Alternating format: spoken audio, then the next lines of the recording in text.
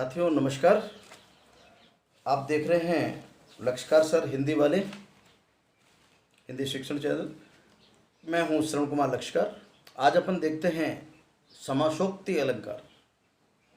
बहुत ही महत्वपूर्ण अलंकार है, परीक्षा की दृष्टि से भी महत्वपूर्ण है और मुख्य अलंकार तो इसे अपन नहीं कह सकते, पर वर्तमान समय में इस अलंकार को भी काफ़ी स्थान दिया जाता है। इसका भी एक बड़ा महत्व है। तो सबसे पहले अपन देखते हैं समासोक्ति अलंकार।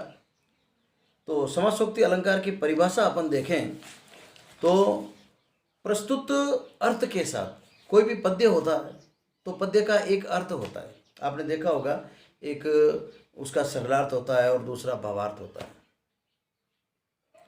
तो प्रस्तुत अर्थ के साथ साथ एक अप्रस्तुत अर्थ भी वहां पर दिखाई देता है। प्रस्तुत अर्थ जो प्रथम दृष्टया अपन को दिखता है, प्रस्तुत अर्थ के साथ एक अप्रस्तुत अर्थ भी वहां पर दिखाई देता है, सूचित होता है, उसके अंदर एक छिपा हुआ होता है।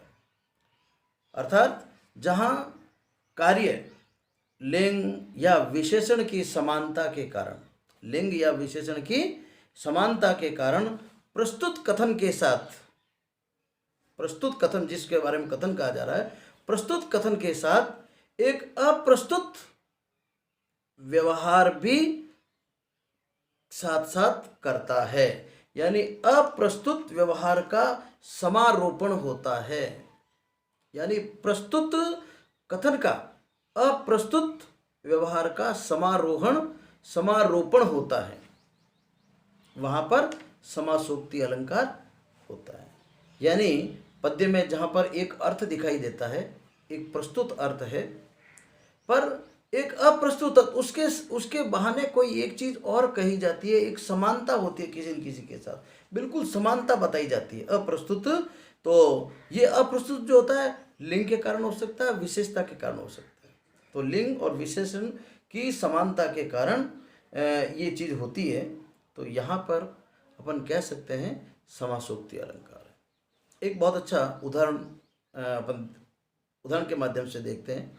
आप लोगों ने एक अन्योक्ति, अपन ने अन्योक्ति अलंकार में पढ़ा होगा, एक अन्योक्ति पढ़ी थी अपन ने, नहीं पराग नहीं मधुर मधु, नहीं विकास इहि काल, अली कली ही रम रियो, आगे कौन हवाल। बिहारी, महाकवि बिहारी की ये रचना है, दोहा है। और इस दोहे में बिहारी वो बताते हैं, नहीं पराग नहीं मधुर मधु, नहीं विकास इहि काल।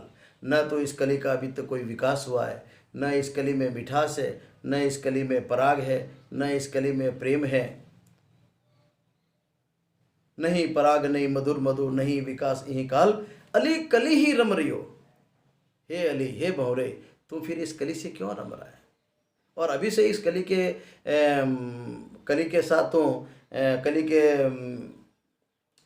कली के प्रेम में डूबा रहेगा इस प्रकार, जिस कली का कोई विकास नहीं, जिस कली में कोई प्रेम नहीं, तो आगे तेरा क्या हाल होने वाला है।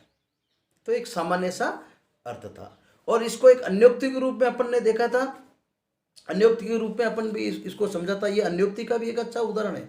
और अन्योक्ति में अपन ने देखा था वही आमेर के महाराजा जयसिंह, जिनकी प्रौढ़ावस्था में शादी होती है, और जब उनकी शादी होती है तो वो लंबे समय तक अपनी नववधू के साथ, नवविवाहिता के साथ महलों में रहते हैं, आमोद प्रमोद में व्यस्त रहते हैं, नाच गाने, रंग महलों की मस्ती, आमोद प्रमोद, और सारे दिन वो मस्ती में, राज का सारा उन्होंने लगभग भूल गए। वो महलों में ही वो मस्त रहते हैं। जैसे मारवाड़ी में कहते हैं ना कि खाओ पियो मस्त रहो, तो वो महफिलों की वो शान बनने लग गए। और ऐसी अवस्था में जब वो लंबे समय तक दरबार में हाजिर नहीं हुए, दरबार में उपस्थित नहीं हुए, तो जितने भी दरबारी थे वो परेशान हो गए, दुखी हो गए, क्योंकि दरबार का जो सामान्य दिनों का जो काम था वो बाधित हो रहा था। तो ऐसी अवस्था में अब उनको कौन कहे, उनको कौन समझाए कि भाई आपकी कुछ महलों के अतिरिक्त भी आपकी जिम्मेदारियां जनता के प्रति भी हैं। तो ऐसी अवस्था में जब कोई नहीं लिख सका, कोई नहीं कह सका, तो महाकवि बिहारी जो उनके दरबारी कवि थे वो एक दोहा लिखकर भेजते हैं, और वो ये दोहा होता है, नहीं पराग नहीं मधुर मधुर नहीं विकास ई काल, अली कली ही रमरियो आगे कौन हवाल। और जब ये दोहा बिहारी अपने किसी एक द्वारपाल के पास सेवक के साथ महाराज के पास भेजता है, तो महाराज स्वयं बड़े ही साहित्य प्रेमी होते हैं, तो वो तुरंत इस बात को समझ जाते हैं और उन्हें अपनी अपनी जिम्मेदारी का एहसास होता है, और वो तुरंत दरबार में आते हैं, और उसके बाद में वो रूटीन का काम उनका चलता रहता है। तो बिहारी की जो ये रचना थी, इसके अंदर भंवरा और कली, प्रस्तुत अर्थ क्या है, भंवरा और कली, पर अप्रस्तुत अर्थ जय सिंह जी और उनकी नवविवाहिता पत्नी। प्रस्तुत अर्थ भंवरा और कली, अप्रस्तुत अर्थ जय सिंह जी आमेर के दरबार और उनकी नवविवाहिता नवोडा रानी। तो इनके साथ, इन दोनों के बीच में देखिए आप, अप्रस्तुत के साथ प्रस्तुत, यानी जो प्रस्तुत है उसको अप्रस्तुत के साथ इस प्रकार का एक बंधन, इस प्रकार का जो ये बंधन है अप्रस्तुत के साथ बांधने का जो एक कवि की विशेषज्ञता है पद्य की, यही समासोक्ति अलंकार कहलाता है। एक और उदाहरण के माध्यम से अपन इसको देख सकते हैं। हृदय जन के जो कंठ का हार होता, हृदय जन के जो कंठ का हार होता, मुदित मधुकरी का जीवन धार होता, वह कुसुम रंगीला, वह कुसुम रंगीला धूल में जा पड़ा है, वह कुसुम रंगीला धूल में जा पड़ा है, नियति नियम तेरा बड़ा ही कड़ा है, बड़ा ही कड़ा है, बड़ा ही कड़ा है। सामान्य रूप से जब अपन इसको देखते हैं तो अपन को ये लगता है कि किसी फूल के बारे में कहा गया है, किसी फूल के बारे में कहा गया है।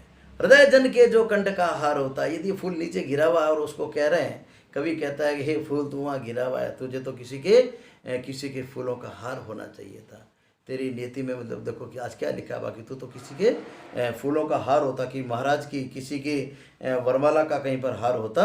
हृदय जन के जो कंठ का हार होता, मुदित मधुकरी का जीवन धार होता, किसी का जीवन का आधार होता, वह कुसुम रंगीला धूल में जा पड़ा, यह फूल नीचे पेड़ पड़ा था तो कभी उसको देखकर कहता है वह कुसुम रंगीला धूल में जा पड़ा है, नियति नियम तेरा बड़ा ही कड़ा है। तो प्रथम दृष्टिया यह प्रस्तुत अर्थ जो दिखता है इसका, यहाँ पर एक फूल के साथ दिखता है, पर वास्तव में ये एक अप्रस्तुत अर्थ यदि अपन इसको देखें तो ये फूल नहीं होकर किसी एक बहुत ही अच्छे युवा की जब अकाल मृत्यु हो जाती है, एक बहुत अच्छा समाज सेवी, एक बहुत अच्छा लोकप्रिय व्यक्ति, और जब उसकी अकाल मृत्यु हो जाती है, क्योंकि वो समाज में एक फूल की तरह था, और उसकी अकाल की तरह मृत्यु हो जाती है, तब कवि ये कहता है हृदय जन के जो कंठ का हार होता, मुदित मधुकरी का जीवन का धार होता, वह कुसुम रंगीला धूल में जा पड़ा है, नियति नियम तेरा बड़ा ही कड़ा है। ये विधि का विधान, नियति यानी वही विधि, अब यहाँ पर वो अर्थ वहाँ जा रहा है, नियति नियम तेरा बड़ा ही कड़ा है, हे विधि का विधान, हे परमात्मा तेरे नियम सारे कड़े हैं, हम कोई भी आज तक इसको समझ नहीं पाया है। तो प्रस्तुत अर्थ फूल, और प्रस्तुत अर्थ अकाल मृत्यु, किसी युवा की अकाल मृत्यु, यहाँ पर समासोक्ति अलंकार है। तो इसको अपन इस माध्यम से समझ सकते हैं। आशा करता हूँ कि आप समासोक्ति अलंकार समझ पाए होंगे। इस चीज़ से संबंधित आपको जो भी आपके दिमाग में कोई प्रश्न है, कोई टिप्पणी है, कोई आपकी संदेह है, आप टिप्पणी के माध्यम से लिखें, ज़रूर आप कमेंट करें। सभी साथियों से मैं निवेदन करना चाहूँगा, यदि मेरे वीडियो आपको अच्छे लगते हैं तो आप कमेंट करें, यदि उसमें कोई कमी है तो मुझे बताएं आप क्या चाहते हैं और कौन सी वीडियो चाहते हैं। मैं चाहता हूँ कि कक्षा 12 तक के सभी बालक, सभी स्टूडेंट्स राजस्थान के बल्कि हिंदुस्तान के किसी भी कोने में हो, वो हिंदी में इतने मजबूत हो जाएं, हिंदी में इतने अच्छे हों कि उनको किसी प्रकार की कमी भविष्य में कोई भी कंपटीशन की परीक्षा देते समय उनको समस्या नहीं आए। क्योंकि 11वीं और 12वीं जो कक्षा है ये एक साहित्य की दृष्टि से एक नींव है। आप देख रहे थे लक्ष्यकार सर हिंदी वाले शिक्षण चैनल, आपका बहुत बहुत धन्यवाद। जय हिंद, जय भारत।